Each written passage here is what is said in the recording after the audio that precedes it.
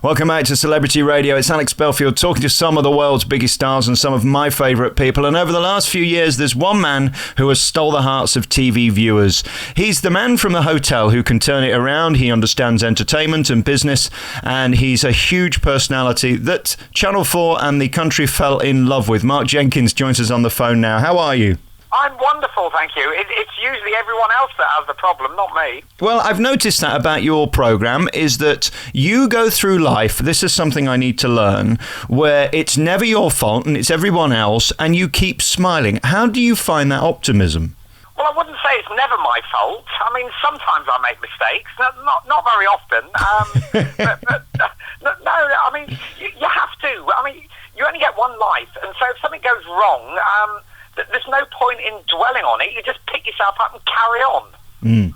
Well, if you're going into a hotel to turn it around and spending money and you don't make that money back, somebody's going to be upset with you. Moving on isn't quite that easy. Yeah, but I didn't. Yeah, but no. I mean, we didn't spend any money. I made them more money to begin with before they spent anything. Right. Okay. Remember, sort of when I went in there this year, on my very first day in the job, I absolutely packed the bar out. I filled it. Let's talk about the show. We fell in love with you through the Grosvenor Hotel, which was this torquay attraction that had its faults, and your job basically was to polish the turd and make it look as good as it could and get people in. This year you've been back with the Cavendish Hotel, sorting out the entertainment and trying to do the same again. But before that, what were you? Tell us about your life and how you got to this, because you literally came from nowhere in terms of TV and became a sensation overnight. Well, years and years, my father was always on the stage. He was always an entertainer. So I was sort of, that was the family business, as it were. In fact, most of my family was sort of in that side of the business. So I was brought up in that, I mean, when I was 4 years old, my father sort of taught me to sing and dance and sent me out on the streets busking for money. Well, you got to earn your tea somehow. Well, exactly. I never know what happened to the money. I'm hoping there's some big secret trust fund somewhere that will do me for my retirement, but who knows? But no, so I was sort of brought up in that sort of whole family atmosphere. That was, but at the last minute, when I was sort of about 16, 17, I decided not to go into the entertainment business at that point. So I went into various businesses and mainly sort of direct sales. I was a salesman. That's what I was one of those annoying people. Those people that you're just sitting down for tea or you're doing something important and your doorbell goes and there's someone at your door trying to sell you something you've got no interest in buying. Oh, good Lord. Yeah, that was me. It must be a tough job, that. So how do you get someone to buy a bucket and a mop who's not interested? Well, I could always spill something on the doorstep and show them that they really need one. It depends. That's what you're selling. I mean, I can tell show business is in your blood because, let's face it, you are a show-off. You love to be at the front of the crowd, don't you, and whip them up into a frenzy. You enjoy that. No, it's not about me enjoying that. I love to see people enjoying themselves. It was in my blood. I was taught to do that when I was 4 years old. Yeah. And then I sort of went off track for about 30-odd years in different businesses. And then by default, I ended up buying a hotel. And when I bought this hotel, I used to employ entertainers. And then I thought, well, why don't I do a very special fun party night and stuff like that? So slowly, I started to sort of entertain the guests in my own hotel. Most are rubbish, aren't they? I mean, what Phoenix Nights did and Peter Kay by bringing that to the fore, people thought were a joke. But up here in the north, if you go around the clubs, there really are those dreadful acts who are charging 25 quid and they'll put them on just because they're cheap. It's extraordinary. I used to get 25 quid for a 20-minute spot when I was 13 in 1973. Well, the money's gone down, I'll tell you. That's show business. Oh, maybe I shouldn't go into show business then. No, maybe not. You're coming back with these party shows, and that's going to be extraordinary because you're across the UK. Are you going to make them just like on the show where you're the man with the mic and you're going to do the bingo and all that stuff, and it's going to be sort of like a throwback to the 70s and just a good old party night? It's going to be great fun. I mean, I've got loads of daft sort of games I'm hosting and everything else. It's a full... it's like on my website when people go to book. I'm not telling people everything that's going to happen because, my argument to that is that if you book a ticket like to go to a theatre, that they don't send you a copy of the script in advance for you to read, do they? It's a good point. So when people say what's going to happen on the party night, I'm not telling you because otherwise it'll spoil it. It's a bit like knowing the whole content of a film before you sit and watch it. Could this be some elaborate joke, though, where I pay 20 quid or whatever it is to come and see you, and then nothing happens because it all goes wrong, and that's the big joke? No, not at all. No. These are fun. No. I've done them before. I did a few charity ones and different ones last year. So no. They're great fun, and something different and unique.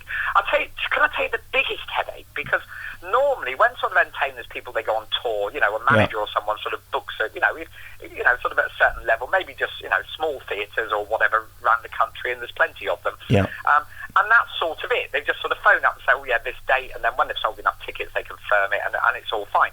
Well, because of what I'm doing, I'm booking these sort of these venues are sort of great big large sort of most of them sort of 4-star nice hotels, because they need a ballroom that can hold sort of 300 or 400 people with a big dance floor and a stage and lighting and everything else. And then because of the way it's sort of working out, because I'm sort of seating people a bit like a wedding, it's sort of in banquet style, round tables of 10, and then decorating the room and everything else. It literally feels each show is like, with the seating plan I have to do and everything else, and all the arrangements, it's exactly like arranging a wedding. And that's stressful. So how are you coping with it? I'm doing 18 giant weddings. That's what I said. I'm just, with my track record, I'm just grateful I won't have to pay for 18 divorces afterwards. So it's quite actually complicated. Well, I'm just thinking this could be the next Channel 4 show, The Wedding Planner, Mark Jenkins. This could be your comeback. I think that the worst thing is, as I said, some of the hotels are quite posh, these 4-star hotels. So you phone them up and say, yes, now I'd like to book your sort of, your main sort of ballroom, and they'd say, oh yeah. I said, well, I'd like to sort of put on a buffet for the people that are coming to the party. And they say, oh yeah, we have buffet menus. I said, no, mine's specific. I want, sausages on sticks, cheese and pineapple on sticks, and of course, vol au vents. and I get this sort of snooty girl sort of on the phone who says, oh, well, I'll have to talk to the chef and see if he's prepared to do that. What do you mean prepared to do that? Wow. It's not a big deal. I wonder if there'll be a lot of your vol au vents left. Yeah, there were on the 70s party night on the hotel. Yeah, we had a lot of vol au vents left. They weren't as popular as I thought. Have any hotels said, no, you're not coming, we don't want your type round here? Yes. Name them. Come on, this is disgusting. Yes. Shame on them. I'll tell you what, one hotel turned me down. And that was it. It was in Liverpool. It was my own fault. I shouldn't have phoned them in the first place, because they had a bad experience of being on TV. And as soon as I mentioned that, whatever, there's no TV cameras going to the parties, but as soon as I mentioned it, they panicked. So the Adelphi said, you're not coming. How dare they? Did you phone the Adelphi and say, right, I'll take my business somewhere else? Or did you try and defend yourself and say, no, this is going to be a glamorous affair? No, I thought if they were worried that, I don't know what they were worried about, really. I think they're just paranoid. Yeah. They were literally paranoid. What a shame. But it's their loss, because Liverpool have only just sort of relaunched sort of Liverpool, because I wasn't then going to offer it as a venue, and then I've had so many people screaming at me for Liverpool. Yeah. I've only just put it on, and within the first sort of 3 days of going on sale, I've sold half the tickets anyway. So. Well, I'm going to come along because I think this is going to be great fun. It's a bit of nonsense, and we need that in life, don't we? What I love about you is your optimism, and no matter how bad it gets, you fight forward and forward. My favourite episode, I think, was the boxing episode. You'd arranged this big night, and it turns out you hadn't got a licence and couldn't do it, but you did it anyway. And that's just magical, isn't it? That you're going to have people sit there. In my defence, that wasn't my fault. None of it's ever your fault, is it, Mark? I had no idea. Right, have you got an answer? I mean, it wasn't boxing, it was wrestling. Well, I had no idea that wrestling counted as fighting. I thought it was like an act. Like a circus act. Then they're just sort of playing, aren't they? I didn't know they were fighting for real. Are you amazed by the reception you've had from the British public? Because we've fallen in love with you, and I get that there's a certain irony with some of it. The reaction is extraordinary. Yeah, I mean, it's quite... I'll tell you the worst thing about sort of people knowing who you are, because what you must remember is, when people watch me on TV, it goes one way. I can't see they're watching me, so I don't know who they are. Okay? Yes. And the bizarre thing, my problem is that, and what's sort of odd for me, is I have no memory, right? I'm absolutely useless, right? And especially sort of faces and names, I'm just not great, some people, I could never be a policeman, because a policeman is meant to have a good sort of memory for names and certainly faces, but I wouldn't. I'd let the thieves all walk past me because I wouldn't recognise them, but so I'd never be a policeman. So my problem is people sort of come up to me and say, oh, hello, and how's your mum, and, sort of things like that, and they instantly talk to me as if they know me, and which is great. What the problem is, I go into panic mode because I'm racking my brains thinking, do I know you? Am I meant to know you? Are you a family member? Yes. and so that's the only drawback for me. It's because my memory. So when people come and say hello, as I said, I go into panic mode because I think, do I know them? Am I meant to know them? And of course I'm not really, because they've watched me. But like I said, the TV isn't like a two-way mirror. I can't see who's watching me, so I had no idea that it was just for the telly. Your tenacity is amazing as well. I mean, to come back from the Grosvenor was extraordinary because that didn't go so well. And in business, let's face it, it's tough to make a profit, especially in hotels these days. You keep fighting. What's going to be next? I mean, after the tour, are you going to do another version of the Cavendish where you take on another hotel, or have they got other things planned? The answer to that question is it the last you've seen of me on TV? Probably not. The daft thing about TV world, which I don't understand, is it's all a big secret, right? You're not allowed to discuss anything. You're not allowed to say anything until it's all officially announced and happens. Yes. You're not allowed to say anything. I've got no idea why it's a secret, because who's going to copy me and do what I'm doing? So answer to that question, I'm not allowed to say anything. Is it the last you've seen on me on TV? Probably not. I hope not, because you're infinitely entertaining. And let's face it, to make 5 or 6 hours out of one man trying to put on a bingo night is unthinkable that it could make great TV, but it does. You are captivating as a human being. Are you annoying to live with in real life, or can you tone it down? Oh, God, no, I'm a nightmare. I'm an absolute nightmare. The problem is I often don't switch off. Yes, I've noticed that. That's the problem. So I don't switch off. So. You're like that Duracell bunny, aren't you? While everybody else is snoozing, you're still wanting to keep going. Yes, yeah, no. I mean, I was beavering away sort of last night doing things at sort of 2:30 in the morning. I got in from this party thing. It was I get invited to parties and odd things, and that was strange. Guess who I bumped into last night? Go on. And I was so surprised when I saw him, because I thought he was dead. Go on. Nick Cotton. Oh, yes. No, he's not dead. No, I saw him running in a park in the newspapers. Yes, he's still with us. No, I saw him last night. I had a photo taken with him. He's not really dead. So maybe, I wonder if the EastEnders are going to do a Dallas, and in a year or two, he's going to come out the shower and it was all a dream. It's very possible. It's very, very possible. I mean, in the grand list of celebs, who I know many of which follow you on Twitter and things like that, who's been the most impressive you've met, and who have you enjoyed meeting the most? Oh, God, see, I'm going to get into trouble now because I'll not mention some. Yeah, that's what's been amazing. And what's been amazing is there's so many sort of real celebrities that sort of have got hooked on the show. Yeah. And that's quite, it's quite bizarre when sort of real famous people ask me if I can have my photo taken with them. That's brilliant. That's absolutely bizarre, absolutely bizarre. So, no, I mean, I've met some great people. I mean, sort of Anton Dex, Stephen Mulhern, who's, oh goodness, the Radio 1 sort of DJ, Scott Mills, and when Chris Moyles was there. In fact, even Scott Mills, he actually came and stayed at the Grosvenor for his birthday.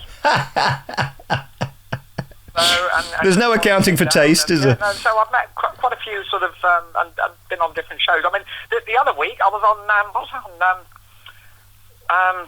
Reality Bites, and I had Emma Willis running her fingers through my hair. Good Lord. People would pay good money for that. I knew that was going to happen. Good Lord. You never know what's around the corner in show business. I was told I was going to be locked in a room with her and she'd be blindfolded, but in the end it wasn't quite what I expected. You saw the episode. I did indeed. Listen, I love talking to you. I'm going to meet you when you come to Nottingham, and we'll do a face-to-face thing because it's much better talking in person. I'm a huge fan. Congratulations. If people want to find out about this tour for the party nights with Mark Jenkins from the hotel, give us your website. Yeah, it's very good. I made the website myself. It took me forever. And I got a good name. It's partynighttickets.com. And that's plural tickets, all one word, partynighttickets.com. I mean, how good is that? That website was available. Do you know what I love about you the most is that you just said, I did a website, and it's really good. You have an inner confidence, don't you? I love that. I don't have that, you see. I think everything I do is mostly rubbish.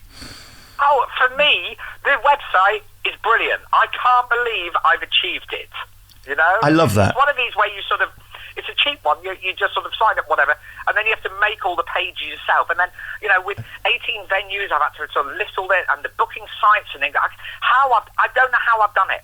Are you literally having to do everything for this tour, from booking the venues to arranging the food to setting the tables to dressing the tables? Are you going to have to do everything yourself? Well, I might get an odd helper. I might sort of get an odd helper, because otherwise it's going to be a bit of a nightmare, you know. I mean, when we're dressing the room, I'll tell you what my manager found online. I shouldn't say all this because I'll spoil sort of the whole thing. But to help dress the room, guess what we found online the other day? And I had no idea that they made such a thing. Go ahead. Big inflatable alpacas. Why? Right? Because, you know, the episode where I took the alpaca in the lift because I couldn't get it down the stairs, you know? Blow up alpacas. Listen, I was going to stop this interview here, but I've got to ask, was that a setup? Because when you nearly trapped its head in the lift door, I nearly fell off my chair. It was one of the funniest bits of TV I've ever seen. It's hysterical. Well, the lift door wasn't meant to close. Of course that wasn't meant to happen. I was a bit worried. Do you realise, though, that it is a bit strange that a man's bringing alpaca into a hotel just for entertainment purposes only? No, it was the family fund. I mean, it was a bit, because I didn't actually want alpacas. I actually asked for camels. And I suppose it's just as well, because they wouldn't have got in the lift. No, they get the ump if you take them in a lift. Will there be any... Will there be any live animals during the live tour? No, that's why I'm going for the blow-up alpacas. Yes. I like an inflatable myself. I think these posh four-star hotels, and most of them are, that I'm sort of holding these party nights at, I think if I turn up with a little sort of animal circus, I think some of them might pull a face. Yeah. Well, balls to the Adelphi, their loss, and Liverpool's gain that you'll be going somewhere else. You can find out all the tour dates by going to the website. Just put in Mark Jenkins live tour and you'll find it. Mark, really love talking to you. I'll see you when you come to Nottingham. Brilliant. Look forward to it.